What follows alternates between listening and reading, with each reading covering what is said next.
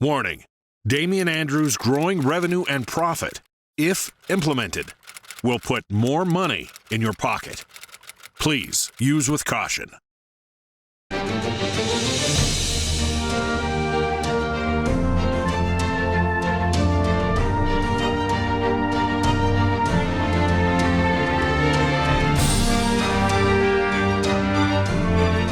Welcome to Damian Andrews' Growing Revenue and Profit with international speaker and revenue and growth specialist, Damian Andrews.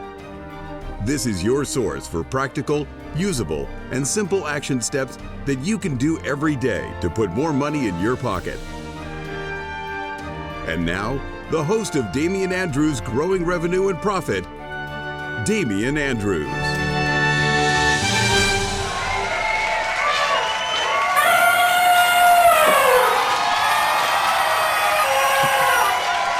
The crowd cheers wildly to the trumpeting blasts of elephants sliding through the eyes of needles. This is Damian Andrews' Growing Revenue and Profit, the program that deals with all things that puts more money in your pocket. This is the show that handles your revenue riddles, your profit puzzles, operational oddities, and culture conundrums. I am the one, the only Damian Andrews, and in today's show, we're talking about building your reputation. Now, I want to be clear right up front. Today's episode is not about trying to convince others of what you think your reputation should be. You can't control what other people think about you. What they think comes from their beliefs and values, and people will passionately defend their beliefs and values, sometimes violently, even in the face of clear evidence their beliefs and values are wrong. Now, pick any successful person, and there'll be a list of people who just hate them. I like new technology, and as a kid I raced electric radio controlled cars, and they're fast and they're cool. And as an adult, there's still a 12-year-old inside me, and I purchased an 1,800 square meter factory for $1 million and turned that into an electric radio controlled car on an off-road track. And I organised the first 24-hour electric radio controlled race in the Southern Hemisphere, and that became an annual event, and I held international championship rounds of electric radio controlled cars as well. And the foreign competitors that came, they ranked the track as one of the third best in the world. So it's fair to say I connect with what Elon Musk is doing. I love electric cars. They have so many benefits compared to gas cars. I also raced go-karts with my stepdaughter, and cleaning down the go-karts after each race was the worst part, and filling them up with fuel was the second worst part. It's just dirty compared to electric. Yet, in spite of all the good that Elon Musk is doing, there are people out there that just hate him. There are countless of articles denouncing Elon Musk, and there is a YouTube videos titled Why People Hate Elon. And so no matter what he does, he'll always have people that just either love him or they hate him. And the point is his reputation. It's not about what others think of him. His reputation is built on his consistent actions and his mission. That's what this episode is about. You can't control what people think of you. What you can control is what you do and how consistent you are in your messaging. And you build your reputation by being very clear about what you stand for. This comes from your values and your beliefs. Now, don't get concerned if your values and beliefs don't serve you the best. At the beginning of your life, your values and beliefs are shaped by your parents and other influential people. From the age of about 12, you start to develop your own ability to choose your values and beliefs. Now, if that information is new to you, that's probably exciting news. You can choose your values and beliefs, but that's for another topic for a different podcast. Let's take another example with regard to reputation. Probably the most polarizing person who's ever walked the face of the planet. The perspective you have when looking at the reputation of Donald Trump depends on if you love him or if you hate him, or if you're somewhere in the middle and you don't really care either way. But look back throughout his history and you'll see his behaviors have been relatively consistent from his early years. It was on those behaviors that his reputation was founded. He consistently built his reputation over time. And this is a really important distinction to make when building a reputation between being consistent in what you believe and trying to control what others think.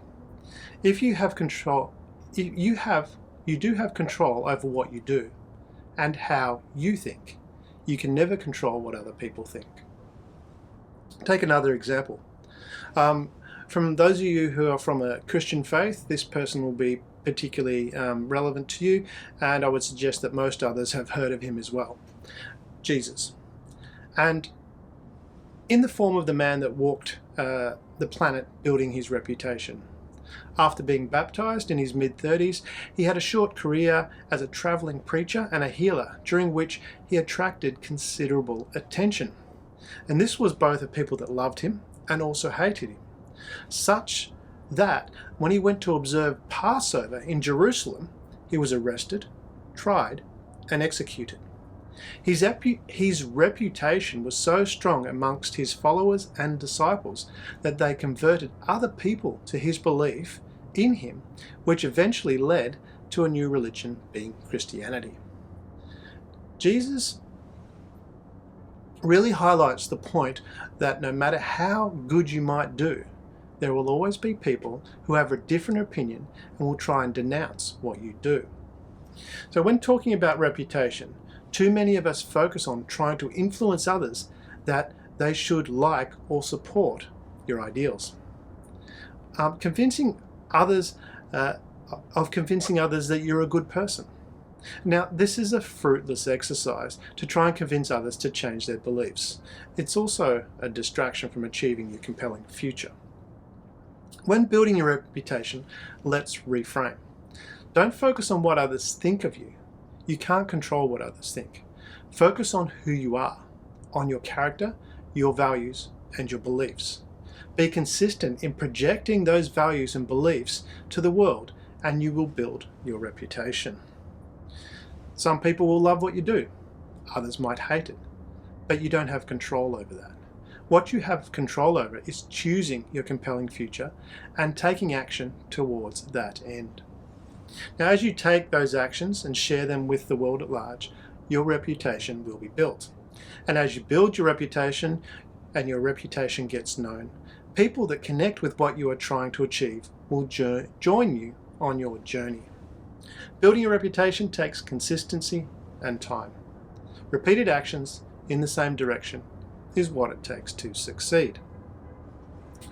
So, in that end, I've got a news article here, and I've selected this article because it really highlights that you can't buy a reputation. Now, some people have a view that money can buy a reputation, but this is a great article and a reminder that it's built over time. The article, The Spectacular Failure of Michael Bloomberg's $500 million Presidential Campaign. Now, we've done something, this article starts, we've done something that no one else thought possible, Bloomberg told his supporters, as the results from Super Tuesday rolled in. He was right. No one thought it was possible to spend $500 million on a presidential campaign without winning a single state. And yet, here we are. After all the hype, a late entry into the race, and the most expensive self-funded advertising blitz in America's political history, and one of the most torturous minutes ever witnessed on the debate stage, Mr. Bloomberg face-planted on Super Tuesday. His only success came in the tiny territory of American Samoa, where he won a whopping total of 175 votes. Elsewhere, he was mostly a distant third behind former Vice President Joe Biden and Senator Bernie Sanders. So today, Mr. Bloomberg made the only sane decision available to him and quit the race, throwing his support behind Mr. Biden. 3 months ago, I entered the race for president to defeat Donald Trump. Today, I'm leaving the race for the same reason, he said. What an ironic conclusion to his campaign. Mr. Bloomberg's entire rationale for running in the first place was judgment that Mr. Biden was too feeble a candidate to beat Mr. Trump. Now he's getting out because he himself is too feeble to beat Mr. Biden.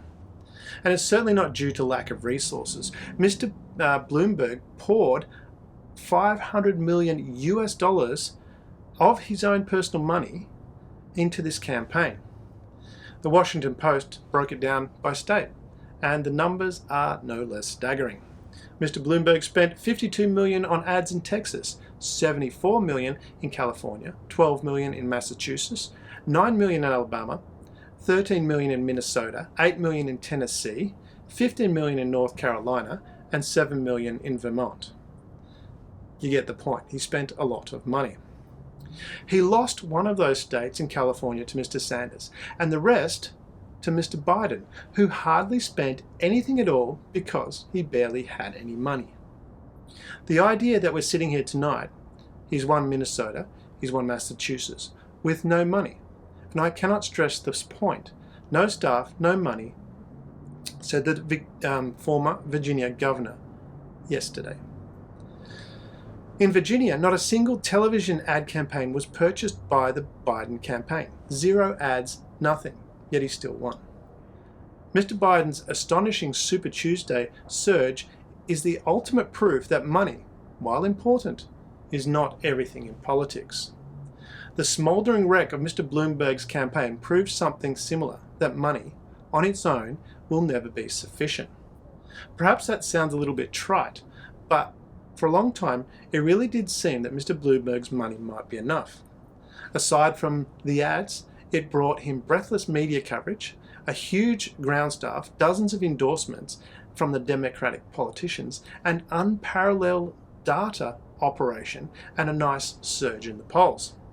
Most significantly, it let him claim place at the top of the tier of the Democratic presidential candidates without any scrutiny from the rivals he had faced. Now, Mr. Bloomberg skipped the first 4 states, Iowa, New Hampshire, Nevada, and South Carolina. For months, he avoided television interviews from town halls. He didn't appear on the debate stage until midway through last month. Nevertheless, he continued to rise in the polls, leading other candidates to warn he was buying the election. Of course, when he finally did front the cameras in the Nevada debate, Mr. Bloomberg promptly imploded. Time after time, he faced entirely predictable questions about his record, both as mayor of New York and as a businessman, and without fail, he fumbled the answers. Elizabeth Warren was his chief tormentor. She repeatedly grilled Mr. Bloomberg on his history of sexist comments and alleged sexual harassment of female employees.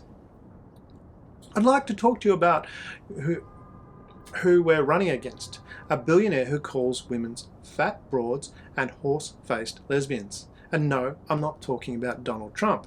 I'm talking about Mayor Bloomberg, she said. Without the harassment allegations a few minutes later, Mr. Bloomberg asked about the harassment allegations a few minutes earlier. Mr. Bloomberg responded bizarrely, reeling off a list of women he had employed in prominent positions. I hope you heard what his defense was. I've been nice to some women, Ms. Warren interjected. She brought up the unknown number of non-disclosure agreements women had signed with Mr. Bloomberg's company over the years. Mr. Mayor, are you willing to release all of those women from those non-disclosure agreements so we can hear their side of the story? Ms. Warren asked. Mr. Bloomberg refused. He blabbed about most of the women in question, maybe not liking a joke he'd told, and drew audible groans from the crowd when he insisted all non-disclosure agreements were consensual. She asked how many agreements there were. He wouldn't say. The whole exchange was brutal. Ms. Warren essentially destroyed Mr. Bloomberg's chances of winning the nomination, single-handed, in about 60 seconds. She made him look like a fool. No amount of money could save him, and if you're worried about the influence of billionaires in politics, that can only be considered good news. $500 million is an embarrassing amount of money to blow on a failed vanity project. Lucky for Mr. Bloomberg, he still has plenty left. That article and that exercise really highlights the point about creating a reputation. Reputations are built over time and by consistent actions. Now, clearly there were some consistent actions in there of Mr. Bloomberg necessitating non-disclosure agreements, which obviously whatever is in those, some people will have open to interpretation, and people certainly don't like or take, they will generally think something nefarious is at hand when secrets are kept. So this is really important to highlight from that perspective. When building your reputation, you really want to think about those consistent actions and how that is built. When you look at that campaign, Mr. Bloomberg came into the race late. So although he could buy a lot of ad campaigns, what he didn't do was get in front of the crowd and speak to them and learn how to deal with that. So when he was asked those questions, he wasn't prepared to how to respond. He didn't have the experience to deal with those situations and then to take the feedback from the crowd and adjust to that. So he left that campaign very late in his responses. This is really important if you're building a reputation. You want to get out there, test what's working, getting feedback. Are you achieving the things that you want to achieve? Because you need to know what the perception is. Now, if you're trying to help others and you're coming across as brash and uncaring, then that's not going to help you achieve your objectives. So it's really important to get out there and get that feedback so you can identify what is working, what's not working. You can also adjust what you're doing so it's more in line with what you're trying to achieve, and always being authentic. And this is where it is important to distinguish between what you are intending to do and how that's coming across. Because sometimes you can intend to do something and it may not come across that way, but you'll never know unless you get out there and try. And you need to give yourself time to allow that to happen. And this is part of building that reputation as well. So Mr. Bloomberg, a great example of one, money will not buy a reputation. Reputations, people can see through that, especially in today's day and age of social media, and there's a lot of opinion about out there that people can gather that information themselves. They're not just going to take you on your word. They're going to look at the background, which is again your reputation, which builds up over time by consistent actions. So that's our news article today. We're going to have a quick break, and then we'll be back shortly after that break. All right, look to catch you on the other side. Thanks. Are you looking for an inspiring speaker with a different take on how to achieve success? I've spoken to audiences all around the world, showing them how procrastination doesn't exist, how there are no positive or negative events, and that thinking that way can severely slow your success. Also, how to tap into your body's serotonin and dopamine to increase your own and your team's performance. And most of all, how to be happy every day, no matter what happens. If any of this is beneficial to you or your organization, contact me at ask@damianandrews.com to learn how you can engage me to speak at your next event. Hello and welcome back. It's a pleasure to be here with you again. We're up to the segment of Who Am I? Can you guess who this person is? Very inspiring person building a great reputation. I was born in 1930, one of 3 children and the only son. My senior yearbook picture reads, likes math, a future stockbroker. I was interested in business and investing from an early age. At 7, I borrowed a library book, 1,000 Ways to Make $1,000. I spent my early childhood in entrepreneurial ventures. I sold chewing gum, Coca-Cola bottles, and weekly magazines door to door. Plus, I worked in my grandfather's grocery store. In high school, I made money delivering newspapers, selling golf balls and stamps, and detailing cars. On my first income tax return, at the age of 14, I took a $35 deduction for the use of my bicycle and watch on my paper route. At age 15, a friend and I used $25 to purchase a pinball machine and put it in the local barbershop. Within a few months, we owned several machines in different barbershops in the area. We later sold the business for $1,200. In 1945, at the age of 15, I made more than $175 monthly delivering newspapers. I invested some of that money in my father's business, and I purchased a 40-acre farm with $1,200 that I had saved. By the time I finished high school, I had saved $9,800, which is approximately $105,000 today. So that's at the end of high school. Throughout school, I wanted to quit and focus on my business, but my father wouldn't let me and insisted that I go to college. After being rejected from Harvard Business School, I attended Columbia Business School and earned a Master's of Science in Economics. Leaving university, I worked as an investment salesman and then a securities analyst. I wanted to work on Wall Street, but my father and my mentor, Benjamin Graham, urged me not to.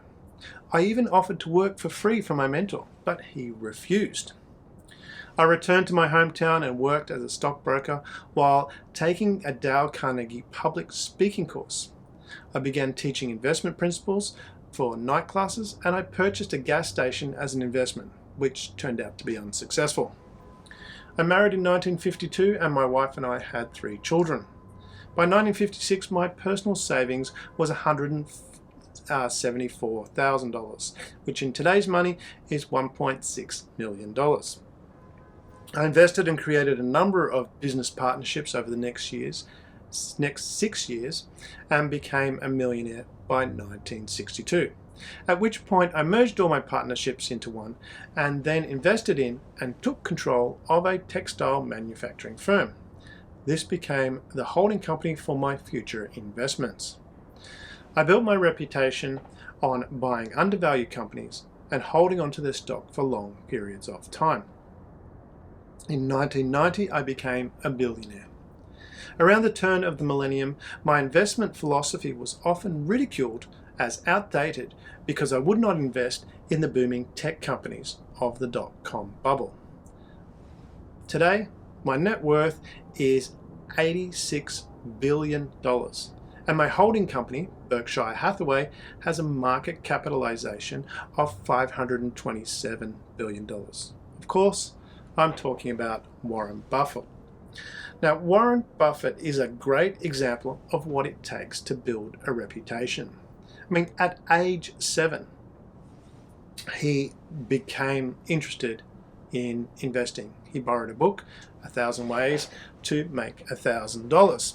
Now, from that perspective, he'd started showing an interest in what he wanted to do. And that was a consistent theme through all of his history. I mean, Warren's 90 today, so that's, we're looking at 83 years. He has been consistent in his approach. And it's also interesting to note that Warren also has people that love him, and there are people that hate him too. And you need to make that distinction there. Is his consistency, his reputation is building on what he thought was important, what his values were. And he, from that perspective, he had that, the principle of value investing. That's what Warren Buffett did. He focused on value investing, following the model outlined by Benjamin Graham. And this was interesting to note that when the world changed, so to speak, and we had the dot-com era, there was the tech bubble, Warren didn't get on board. His reputation and what he did was not tech companies. He only invested in what he understood. And I remember at that time there was a number of articles talking about how Warren is he's over the hill. He's not he's lost it. He's not keeping up with the times, and not probably not investing as well. And certainly there were companies out there in a short period of time that were, as far as growth was going, were outperforming Warren Buffett's Berkshire Hathaway company. that all came to a crashing end, for as history now shows. When the dot-com bubble burst, a lot of these companies that really didn't have sound valuations went under, and a lot of other companies were reviewed for their actual, true intrinsic value, and their value sank dramatically. And this is where, again, Warren's reputation was about how he operated. He was always about value investing. So even though there was a trend that was moving away into different areas and to do things differently, he held on to what he felt was right for him. And that's important to take note of in building your reputation. One of the things that you want to do is make sure that your reputation is built around your values, your principles, ideally solid principles, and your beliefs. Now, beliefs, well, they can change. You certainly can change them if you want to. But values, principles, good values are consistent over time. So if your foundation of your reputation is based in those consistent and good values that are going to produce results, then it doesn't matter how the world changes, you'll always be able to adapt those principles and values to getting where you want to go. And that's where it's also interesting to notice that in spite of, throughout his career, there's been people that haven't liked Warren Buffett and publicly said so, where hasn't been concerned with that. He hasn't. He's made the distinction between what people think and what he thinks of himself. He knows what he's doing, and he's comfortable with that, and he aligns himself with people that support or are interested in where he's going. Now, he's a great example of success in that regard because he's become highly successful. But he's become highly successful because he's been consistent in what he's done. He's done the same thing, the same principle of investing in value from when he was 7 years old, adding value to people's lives. So, in that regard, if you know that you're adding value, this is where you can then not worry about the naysayers. You can continue to move forward and continue to take the steps you need to take. And people that align with your values, align with what you're trying to achieve, will come along for that journey. And again, this is your reputation. Some people are going to hate it. That's part of your reputation. Let that go. Be focused on where you want to go and the people that are supporting you to get where you want to go, that want to come on that same journey.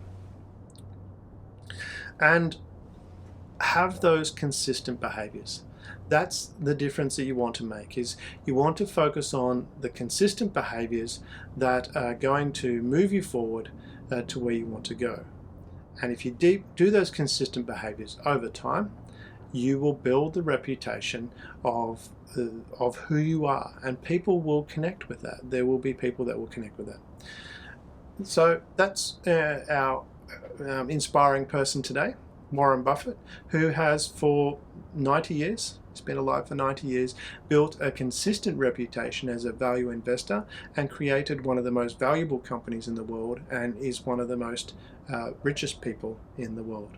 But that hasn't happened overnight. It's happened through consistency and time in building his reputation. Okay, we're going to have a quick break and then we will come back for question time. So I'll see you then. I wanted to create something special for the people who subscribe to the Growing Revenue and Profit newsletter. So, there are hidden pages at damienandrews.com. These pages contain exclusive material which will help you grow your revenue and profit, and it's simple to access. All you need to do is subscribe to the Growing Revenue and Profit newsletter. Each newsletter contains a link to these hidden pages. There are no passwords needed. Simply sign up for the newsletter at damienandrews.com and you can join our community. Hello and welcome back. Now, we've got question time here, and the question I've got, I'm not sure who it's from. They didn't give me a lot of the details, but I thought the question was very interesting. They've said the world has clearly changed in the last 12 months.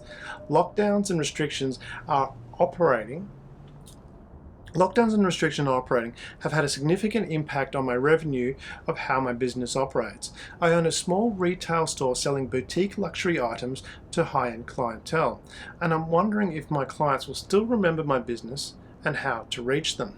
Now that question has a lot to do with your reputation and people remembering you, and will they remember you? So I thought that was really a really relevant question in today's day and age, especially given the massive change that's happened this year.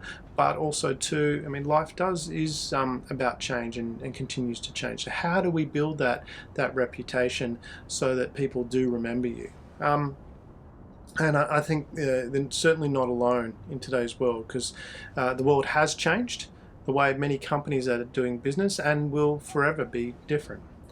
So, but what hasn't changed, and this is always important to remember with change, and coming back to what we were talking about with Warren Buffett before, is fundamental principles from which people operate. Introverts have loved the lockdowns because they don't have to interact with people, whereas extroverts can't wait to get back out amongst it again.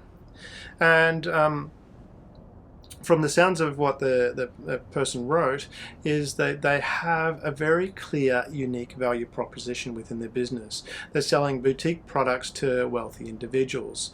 And what the business model appears to be is that they're tapping into people's need to feel significant.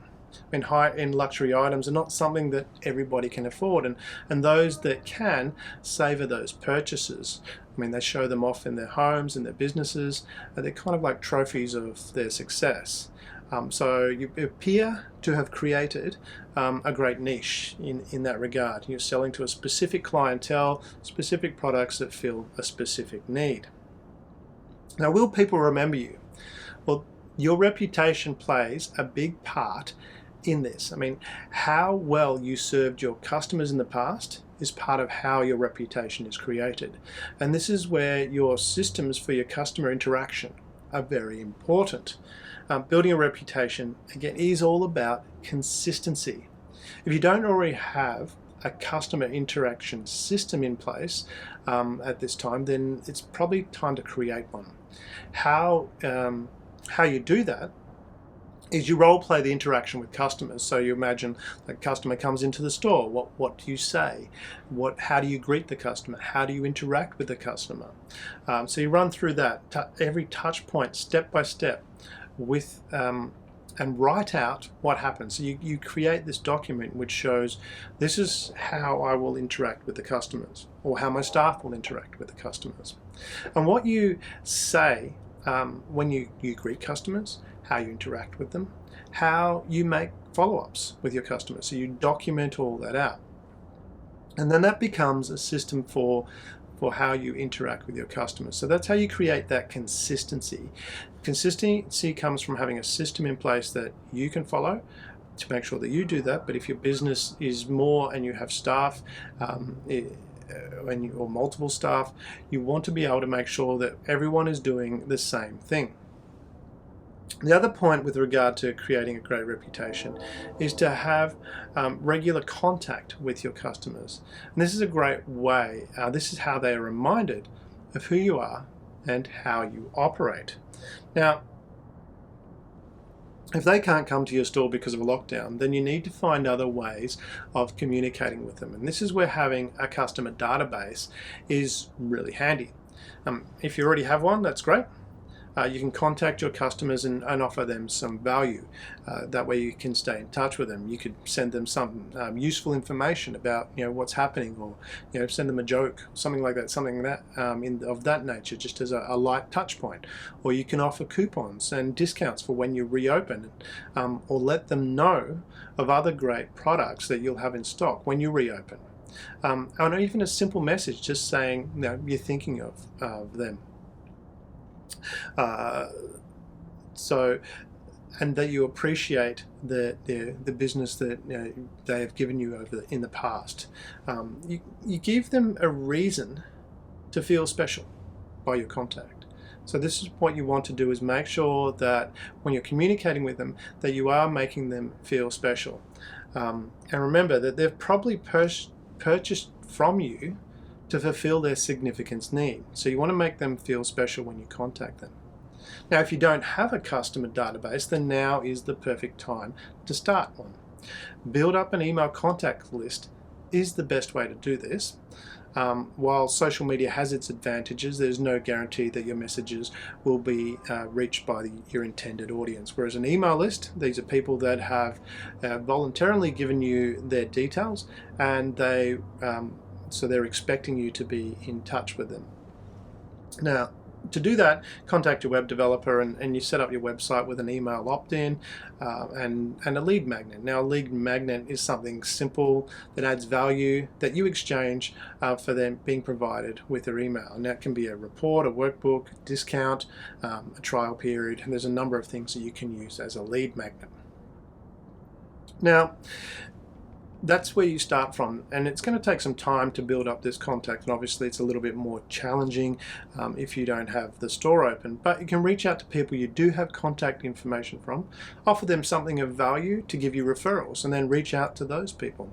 You can also use social media to reach out to people and help create that list to drive them to your website, to opt into your mailing list and the lead magnet that you create. There's a great book that gives you a step-by-step guide of how to build an email list and to use it for marketing, and that's Matthew Paulson's Email Marketing Demystified. So Matthew Paulson, Email Marketing Demystified. It's got great step-by-step processes as to how to create and use such an email list, and you can get it for a couple of dollars on Amazon. So yeah, the world has rapidly changed this year, but it's also important to remember that the world is always changing, and you need to make sure that people remember who you are, and you can tell by continuing to build your reputation. And you do that by being consistent in what you do and sharing what you do with the outside world.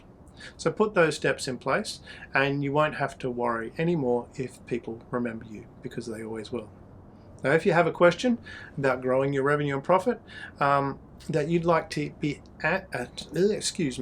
if you have a question about growing your revenue and profit that you'd like to have answered on this show, you can email it to me at ask@damienandrews.com. All right, we'll have a quick break, and then we'll come back on the other side and talk about how to build your reputation. For me, it's always been important to give back and help others, which is why I've made education material available for free at damienandrews.com. You can learn the skills of how to be a great leader, or how to be more innovative, how to be a great presenter, how to hold effective meetings, how to get pay rises and keep getting pay rises, learn to remember names and faces, and build your confidence. Plus, there's much more. Just visit damienandrews.com and go to the media page. You'll get instant access. And remember to help someone else as well by sharing the material with them. Always remember, it's not what you get in life that makes a difference, but what you give. Visit damienandrews.com to access this information. Hello and welcome back to growing revenue and profit. And now we're getting to the core part of this podcast, where we're going to talk about how to build your reputation. So let's talk about it. Why would you want to do that? Well, building a reputation makes it a lot easier for the people that you want to connect with to reach out to you. Do you want to be known as the person that do you want to become known as the person that solves specific problems? Being known for that opens doors for you.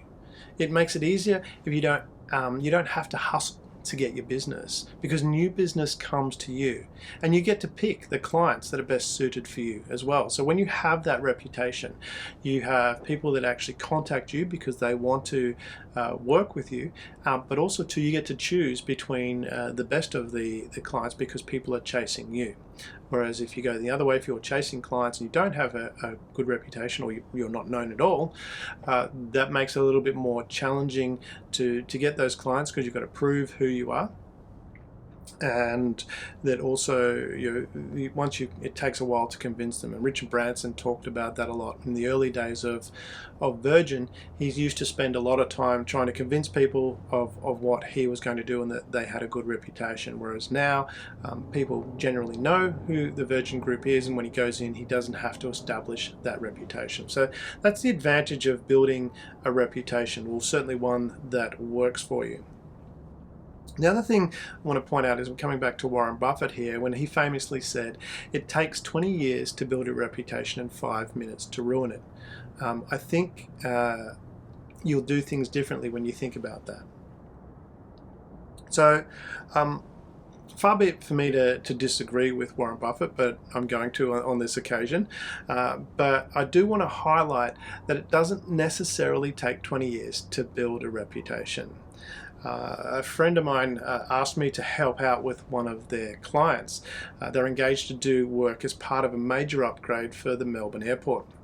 However, it was a really challenging project, and they were having a lot of difficulties getting the work done.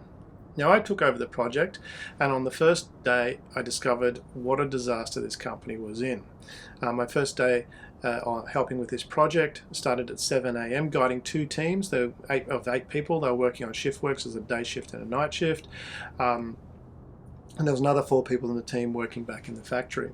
And it really became clear that guidance was needed to make this work happen, to keep things moving forward and to solve the problems that they were faced with. So I was out there with the teams, and I started at 7 a.m.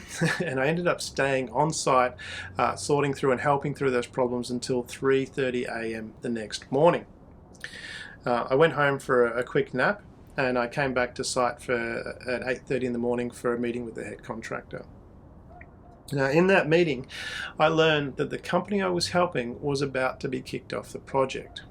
But given what I'd done, so they were about to, that day it had been planned that their contract was going to be terminated, they were going to be kicked off the project, and someone else was going to be brought in, another company brought in to finish those works.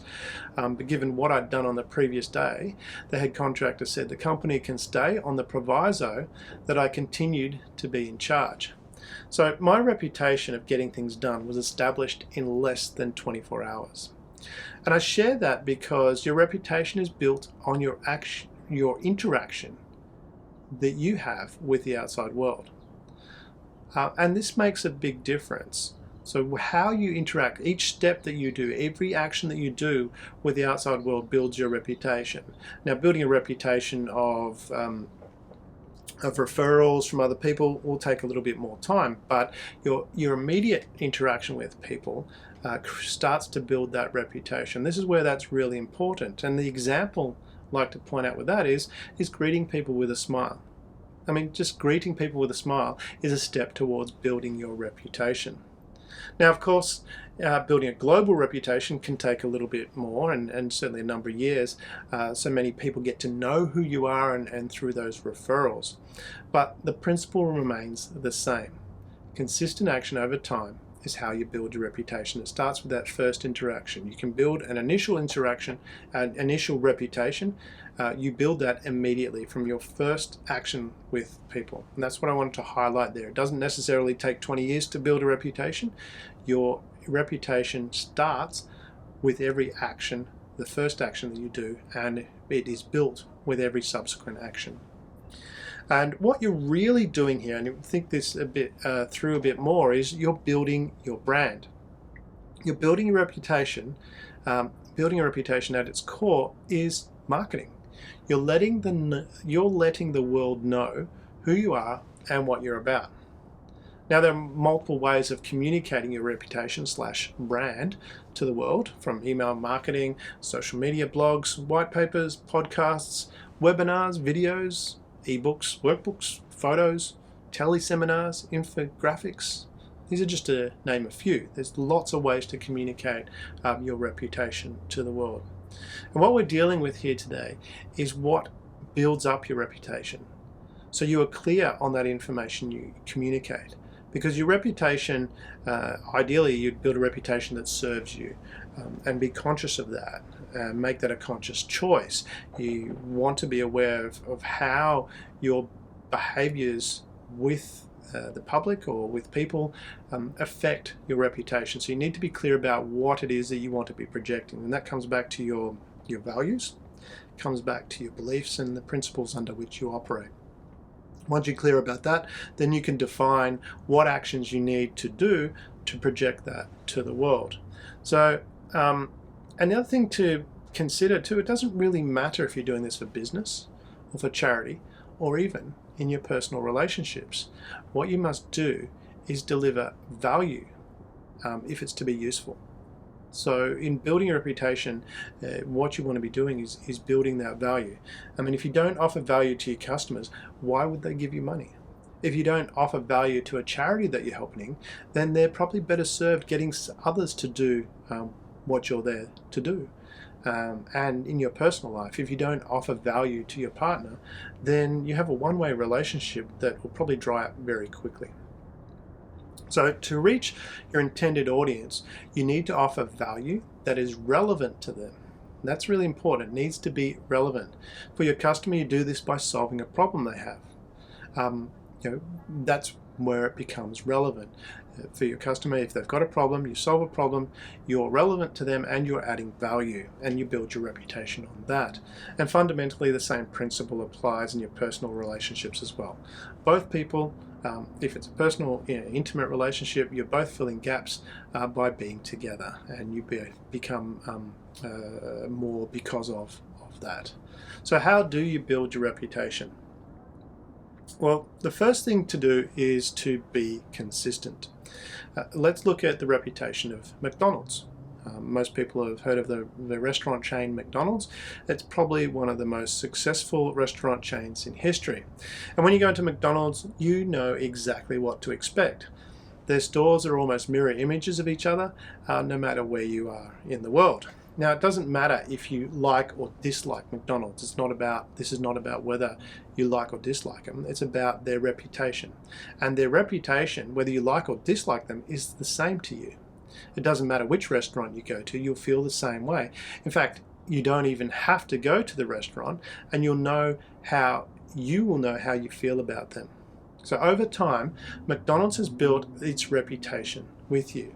And again, notice I'm not saying that they try to change how you think about them. It's not about changing people's opinions.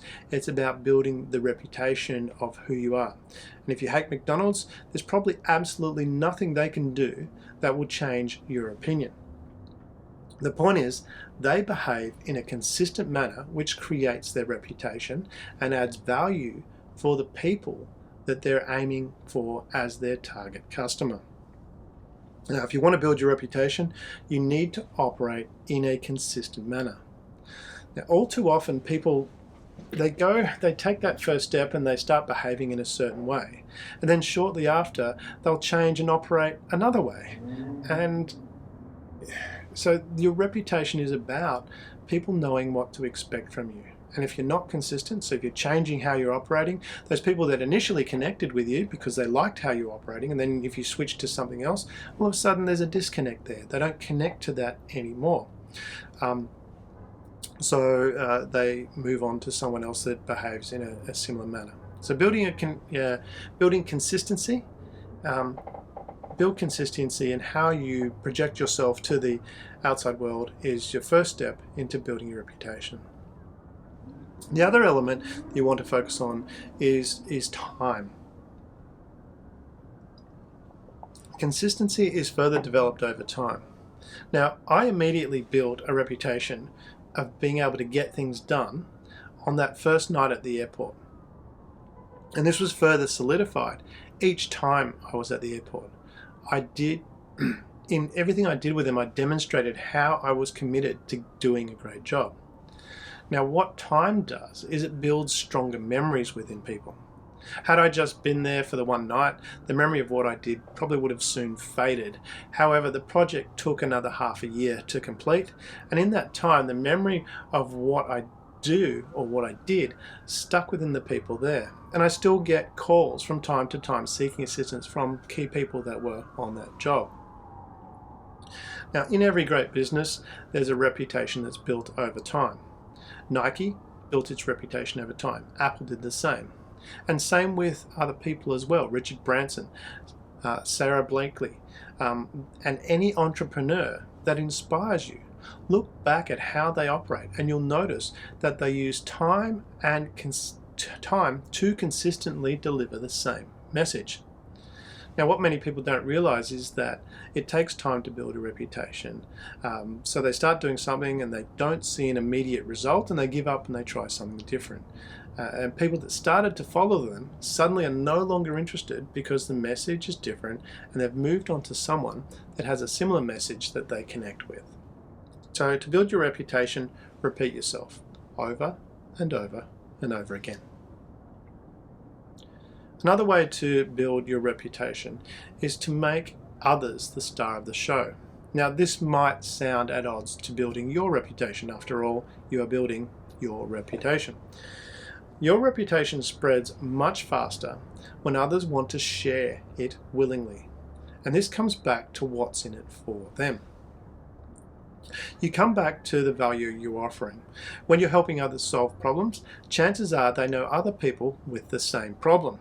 They will either volunteer details about you to the other people with the same problem, or the others will ask how the problem was solved and ask how you did it, at which point your details get shared. So structure what you do in a way that helps others so they can clearly see the value in what you offer. And this forms part of your reputation, but also others will want to share it because you're helping build their reputation as well. Another thing to do when building your reputation is to be careful of criticism. So, and this is where it's really important that you recognize what's going on here. And a lot of people will see a problem that you have and they're looking to help you improve. And other times there are people that just don't like you and they feel the need to share that. But majority of the time we find that it's people actually wanting to help. Well, I believe that's usually the case, and when you approach it that way, you'll usually find that answer. So in your public reactions to building your reputation, it depends on what you want your reputation to be. If someone criticizes you and you get defensive and emotional, then that will become part of your reputation. Dealing with criticism, that can easily derail you from your intended reputation. Because when we're attacked, it can be easy to jump quickly to our own defense mechanism and to our primal brain response.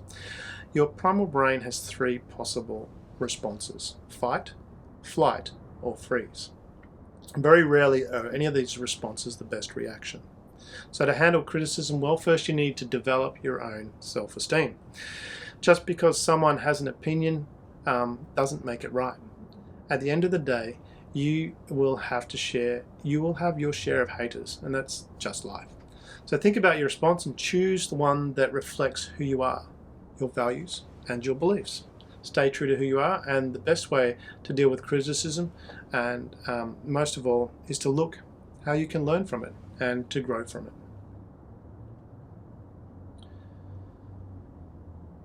The other thing to consider with building a reputation is to express appreciation. Now, this comes under the banner of offering value to others, be they customers or an intimate partner. Remember a kind word. Part of my reputation is always calling up previous customers just to say hi. Now, I'm interested in what they're doing. I appreciate that they trusted me with their business, and often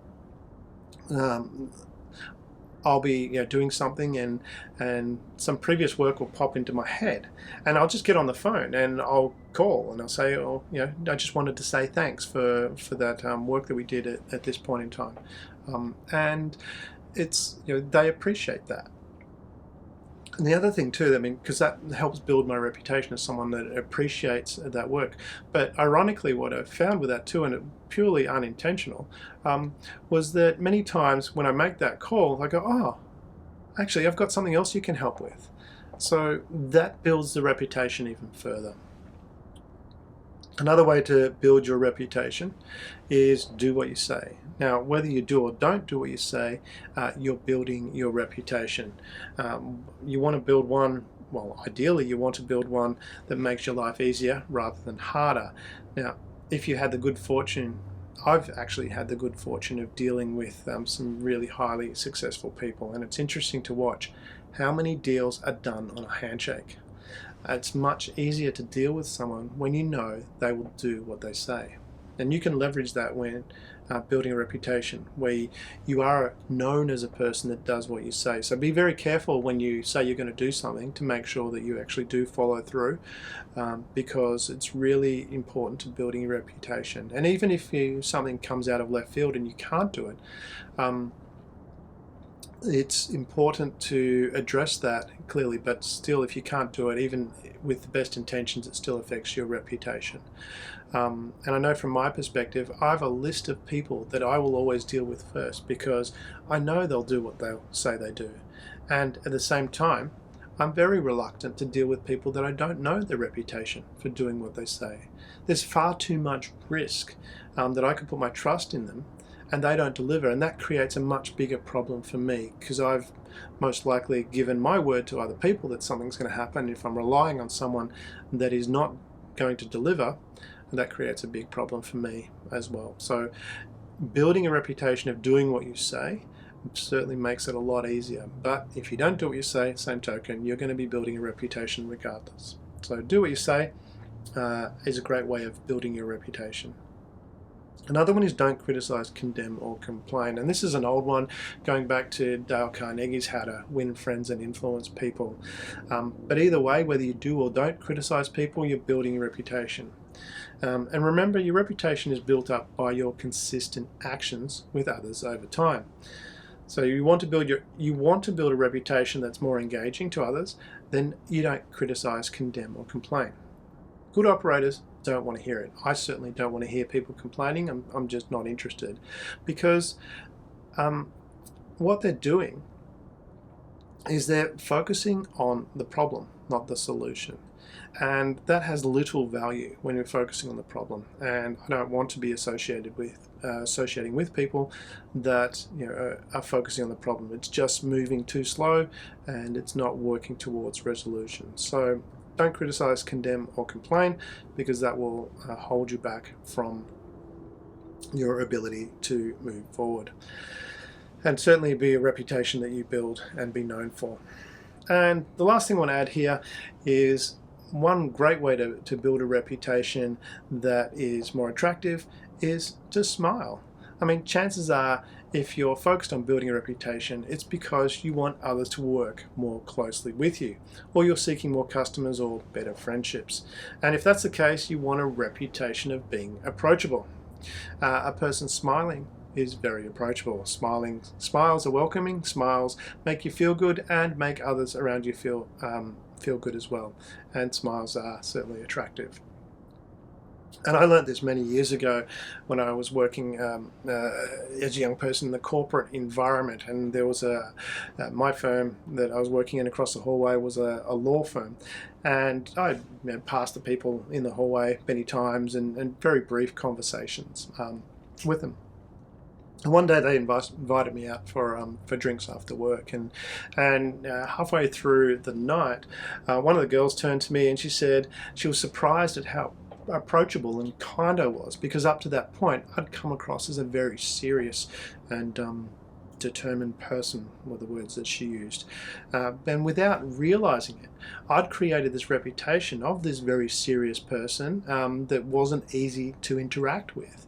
And that certainly wasn't my internal nature, but that's what I was projecting. So I learned very quickly the value of smiling at others when I move around, and always interacting in a pleasant and kind manner, because that helps build that reputation. So being known as a happy and approachable person, and people will be more willing to connect with you. And it's a reputation that helps you get what you want much more easily. So when building your reputation, think very carefully about what you want your reputation to be. Usually it's derived from your values and your beliefs and the principles that you operate from. And from there you can determine what sort of behaviors are going to fulfill that and help create that reputation. And really what you're doing is you're creating your own personal brand. By sharing that with the world, people understand who you are and what you're about. And then if you act in that manner consistently over time, your reputation will grow. So hopefully those points will help you out greatly in building your reputation, and I look forward to seeing you after the break. Large companies pay a lot of money to make continuous improvements so their revenue and profit grows. Now, I've developed many of the tools that these companies use, and I've seen how much money they spend to get access to these valuable resources. Now, not everyone has the same high budget as these organizations, but I wanted to make a more economical version of this material available to you. So I created Baby Dragons. This is for people whose budget doesn't extend to $100,000 for the Breathing Fire program.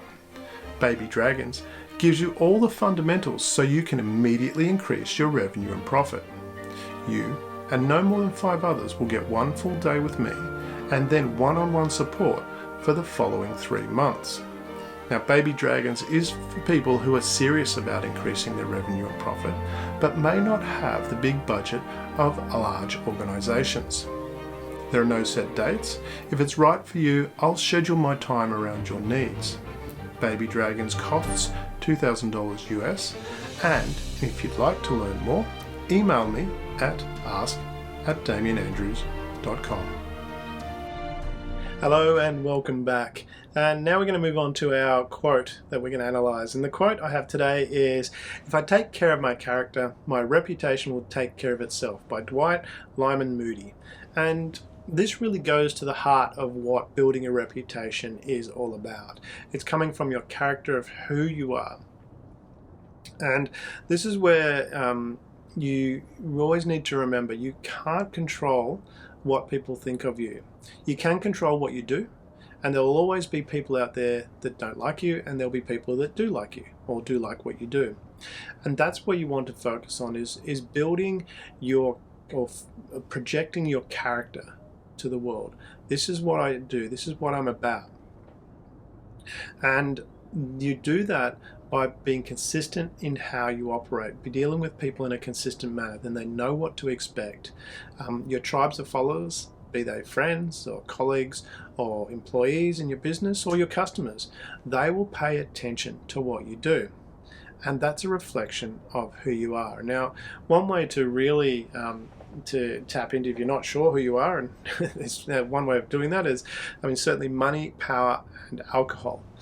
Any of those, these are great tools for revealing who you really are. In a lot of those circumstances, when someone's given a bit of power, their character will come through. Same token, money it gives you power, does the same thing. And alcohol is a disinhibitor. Generally, you will find out someone's character when they've had a few to drink. So notice how you behave when you have any of these at your disposal, because that will really reveal your character if you're not sure. The other way is you can create your character. You can choose what is important to you. You can choose your values. You can choose your beliefs. If you're not happy with any of those things, you can change them. It is your choice, which is one of the principles that I talk about in my Breathing Fire program. Is the first step is to choose what you want. So remember that quote that if you do take care of your character, your reputation will take care of yourself, because you'll act from what's in your character and your reputation will build on that. So that wraps up today's show, and it's been a pleasure being here with you. And if you do have any questions about growing your revenue and profit, email it to ask@damianandrews.com. So that's ask@damianandrews.com, and we'll endeavor to answer your question as quickly as possible. And always remember the fundamental keys. Number 1, choose what you want. Number 2, identify the high impact tasks you need to do to get it. Then do the high impact tasks first. And 4, face and overcome your supreme ordeal. If you want something to change in your life, you need to evolve and move forward. And remember, you have within you unlimited potential to change the world for the better. I look forward to catching up with you next time. I'm Damian Andrews, as always, sliding elephants through eyes of needles.